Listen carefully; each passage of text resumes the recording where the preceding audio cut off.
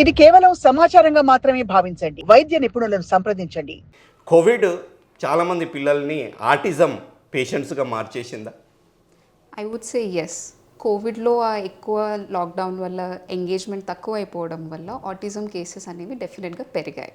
Covid వల్లనే అని చెప్పను. బట్ ఆ సిట్యుయేషన్స్ వల్ల తనని ఇంట్లోనే ఉండడం, ఎక్కువ టీవీ స్క్రీన్ పెట్టడం వల్ల ఆటిజం కేసెస్ అనేవి డెఫినెట్‌గా పెరిగాయి.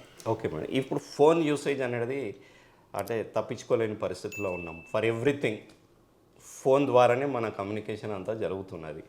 పిల్లల్లో కూడా ఫోన్ యూసేజ్ చాలా ర్యాంపెంట్గా ఉంది.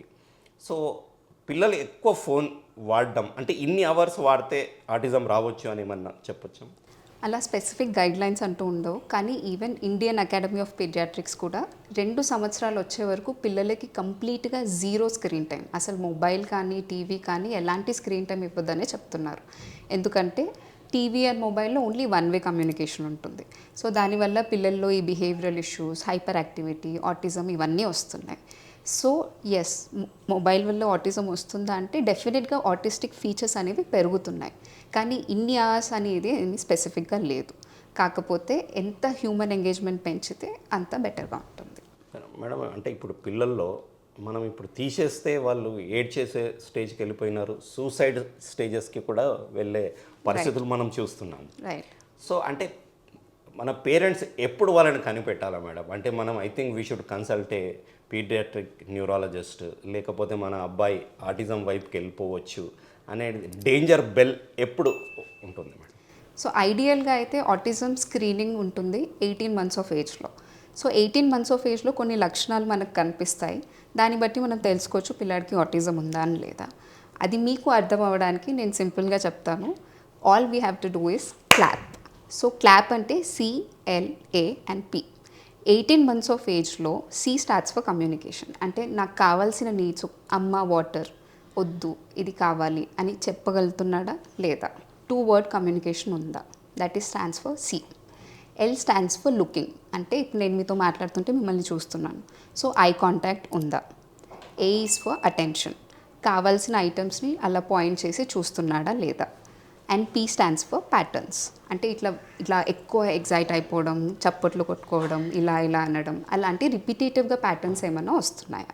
సో కమ్యూనికేషన్ లేకపోయినా, లుకింగ్ ఐ కాంటాక్ట్ ఇవ్వకపోయినా, నాకు ఇది కావాలి అని పాయింట్ చేయడం లేకపోయినా, ఈ ఎక్స్ట్రా కొత్త ప్యాటర్న్స్ వచ్చినా, ఇవన్నీ ఆటిజం సైన్స్.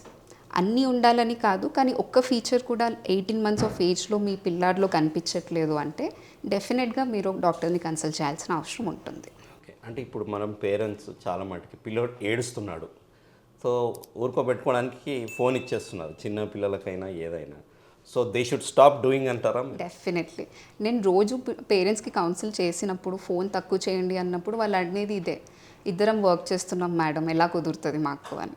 బట్ అన్ఫార్చునేట్లీ అది వాళ్ళకి అర్థం కావట్లేదుకి అదే హామ్ చేస్తుంది అన్న విషయం.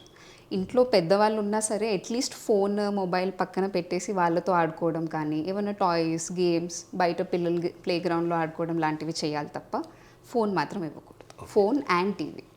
Okay madam. అంటే ఇప్పుడు పియర్ గ్రూప్ ప్రెషర్ కావచ్చు, లేకపోతే మనం ఏదన్నా పిల్లల్ని చైల్డ్ కేర్ సెంటర్స్లో వేసినప్పుడే కానీ, అప్పుడు కూడా మనకు అబ్జర్వేషన్ ఉండదు పేరెంట్స్కే. కానీ అక్కడ కూడా ఎవరైతే ఈ చైల్డ్ కేర్ సెంటర్స్ రన్ చేస్తున్నారో వాళ్ళు కూడా ఇవన్నీ పాటించాలంటారు? డెఫినెట్లీ. చాలా మటుకు ఈ మధ్య చూస్తున్న కాలంలో చైల్డ్ కేర్ సెంటర్స్లో కూడా రెడ్యూస్డ్ స్క్రీన్ టైం వాడుతున్నారు. బట్ ఎస్, అక్కడ కూడా తన హోల్ ఎన్విరాన్మెంట్ ఎక్కడైనా సరే జీరో మొబైల్, జీరో టీవీ. చాలాసార్లు అంటారు ఓన్లీ 20 minutes చూపిస్తున్నాం మేడం, ఇంకా రోజంతా ఏం చూపించట్లేదు అని. కానీ చూసుకుంటే morning 20 minutes, afternoon 20 minutes, evening 20 minutes, మళ్ళీ నైట్ 20 minutes. సో మొత్తం కలిపి ఆల్మోస్ట్ 2 hours per day వెళ్తుంది. వాళ్ళు అనుకుంటారు జస్ట్ 10 minutes, 20 minutes తినేటప్పుడు అని, కానీ ఓవరాల్గా మనం కౌంట్ చేసుకుంటే అదే 2-3 hours అవుతుంది. ఈవెన్ అది కష్టమే. సో మేడం మనం చూసుకున్నట్టయితే ఏం జరుగుతుంది మేడం మైండ్లో? అంటే continuous you're expose to one way communication, so ఏం జరుగుతుంది? మన బ్రెయిన్లో ఏవైతే ఉంటాయో డిఫరెంట్ లోబ్స్ మధ్యలో కనెక్షన్స్ ఉంటాయన్నమాట. ఫ్రంటల్ లోబ్, టెంపోరల్ లోబ్, ఒక్కొక్క లోబ్ ఒక్కొక్క ఫంక్షన్ చేస్తుంది. సో ఈ బ్రెయిన్ ఆటిజం పిల్లల్లో ఏమైపోతుంది అంటే ఆ కనెక్షన్స్ ఓవర్ యాక్టివ్ అయిపోతాయి. నార్మల్గా ఇప్పుడు నేను మాట్లాడుతున్నానంటే నాకు బ్రెయిన్ నుండి సిగ్నల్ వస్తుంది నేను మాట్లాడాలి అని. ఈ ఓవర్ కనెక్షన్స్ వల్ల ఆ సిగ్నల్ సరిగా రాకపోయేసరికి వాళ్ళు వాళ్ళ వరల్డ్లోనే ఉంటున్నారు. It's basically an over connectivity pattern. Okay అంటే ఇప్పుడు ఆల్రెడీ ఆటిజం పిల్లలు ఎవరైతే ట్రీట్ అవుతున్నారో అంటే ఇప్పుడు ఈ సినారియో కొత్తగా మనం వీ హ్యావ్ డిస్కస్డ్ బట్ ఇంతకుముందు వచ్చిన పేషెంట్స్ది అది ఈజ్ ఇట్ జెనెటిక్ ఆర్ ఇంకేదైనా రీజనా?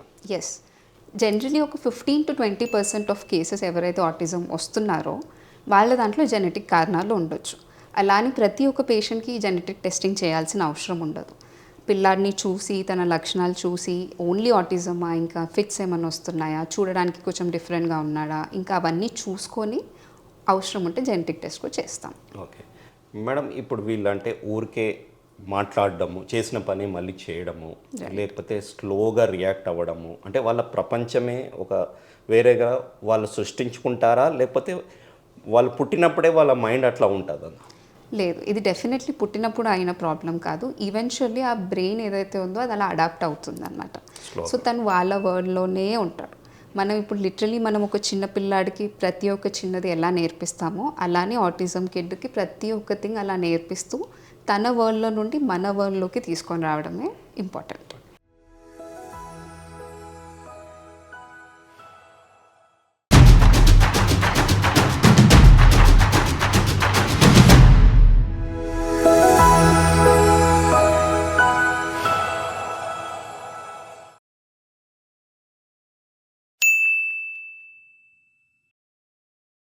సాక్షి టీవీ ప్రసారాలను నిలిపివేయటం చట్టరీత్యా నేరం.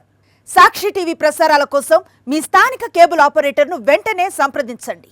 DTHలో ఇంటర్నెట్లో కూడా సాక్షి టీవీ ప్రసారాలను వీక్షించవచ్చు.